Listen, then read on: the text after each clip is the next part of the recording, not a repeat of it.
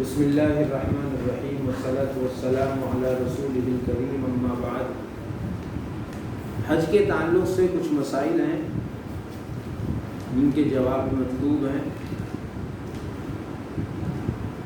آپ حضرات بغور سماعت فرمائیں اور دوسروں تک پہنچانے کی کوشش کریں صدقہ جاریہ کی نیت سے۔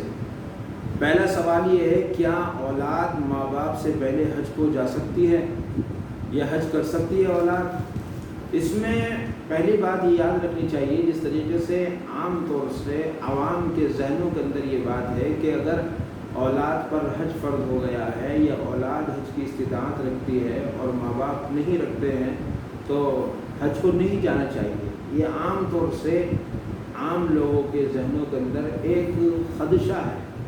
لہذا اس میں مسئلہ یہ ہے کہ اگر بیٹا حج کی استطاعت رکھتا ہے، اس کے اوپر حج فرض ہو گیا ہے، تو اسے چاہیے کہ جلد سے جلد حج کرے۔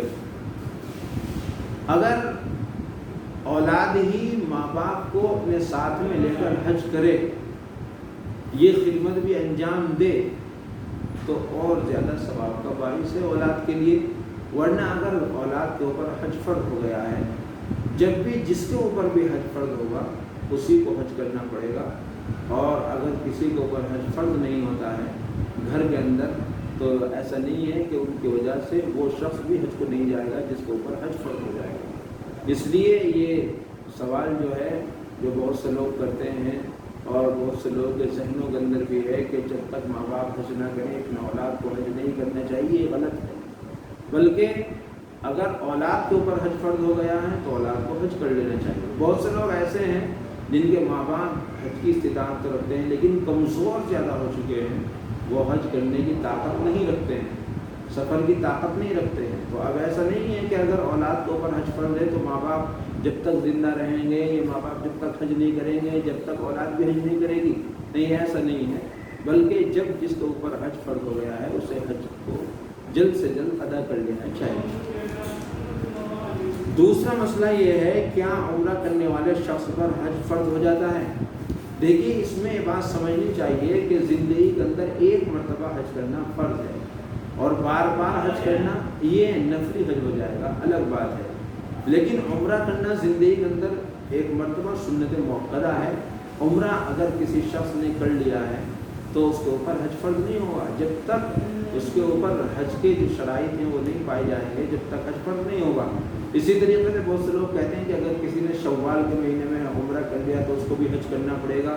نہیں، جب اس کے اوپر حج فرض ہو جائے گا جب ہی اس کو حج کرنا پڑے گا۔ ایسا نہیں کہ عمرے کی اگر استطاعت کسی کے پاس میں ہے اور عمرہ کر لیتا ہے تو پھر اسے جب بھی ہاتھ کے ہاتھ یا اس سال یا اگلے سال اس کو حج بھی کرنا پڑے گا۔ جب بھی اللہ طاقت اور وسعت دے دے گا جب ہی اس کے اوپر حج فرض ہو جائے گا۔ تیسرا مسئلہ ہے، کیا عورت غیر محرم کے ساتھ حج کو جا سکتی ہے؟ اس میں مسئلہ یہ ہے کہ عورت اپنے شوہر کے ساتھ میں، حقیقی بھائی کے ساتھ میں، حقیقی ماموں اور چچا اور اسی طریقے سے اپنے داماد کے ساتھ میں اور رضاعی بھائی کے ساتھ میں حج کو جا سکتی ہے۔ اگر عورت اپنے داماد کے ساتھ میں حج کو جاتی ہے، اگر اس کی لڑکی بھی نہیں دنیا کے اندر موجود، اس کا انتقال ہو جاتا ہے، تو بھی اپنے داماد کے ساتھ میں حج کو جا سکتی ہے۔ اسی طریقے سے چوتھا مسئلہ یہ ہے کہ پہلے شادی کرے یا حج کو جائے۔ اس میں یہ بات یاد رکھنی چاہیے کہ اگر حج فرض ہو گیا ہے اور حج کا وقت قریب ہے تو حج کر لینا چاہیے، اور اگر شادی قریب ہے اور حج ابھی دور ہے، حج کا وقت نہیں ہے، تو شادی کر لینی چاہیے، بعد میں حج کر لے۔ لیکن اگر حج قریب ہے تو پہلے حج کرے، اس کے بعد میں شادی کرے۔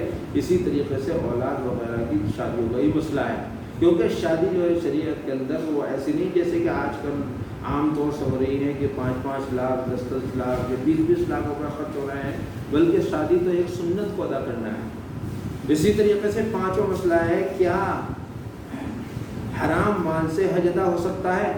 اس میں مسئلہ یہ ہے کہ جب تک کسی شخص کے پاس میں حرام مال رہے گا اس وقت تک اس کے اوپر حج فرض نہیں ہو سکتا ہے، کیونکہ حج جو فرض ہے وہ حلال مال کے اوپر ہی ہے۔ لیکن اگر کوئی شخص حرام مال سے حج کر سکتا ہے، کرتا ہے یا چلا جاتا ہے حج کرنے کے لیے، تو اس کا جو ہے اس کا کوئی ثواب نہیں ملے گا اور وہ حج اس کا قابل قبول بھی نہیں ہوگا۔ ایسے ہی چھٹا مسئلہ یہ ہے کہ قرض لے کر حج کو جا سکتا ہے۔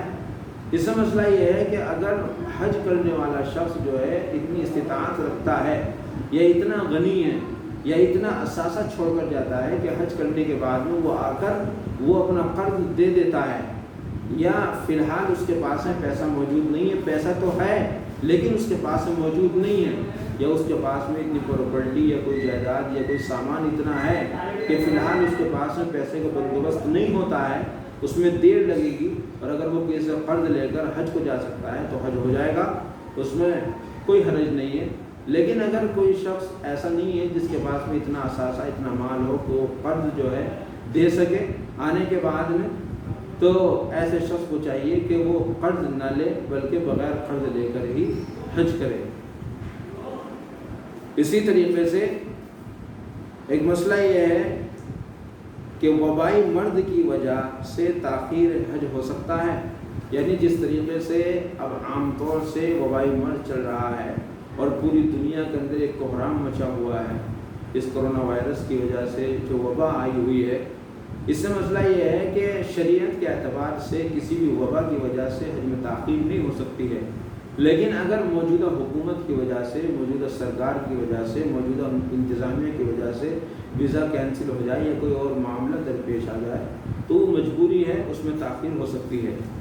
اسی طریقے سے ایک مسئلہ یہ ہے کیا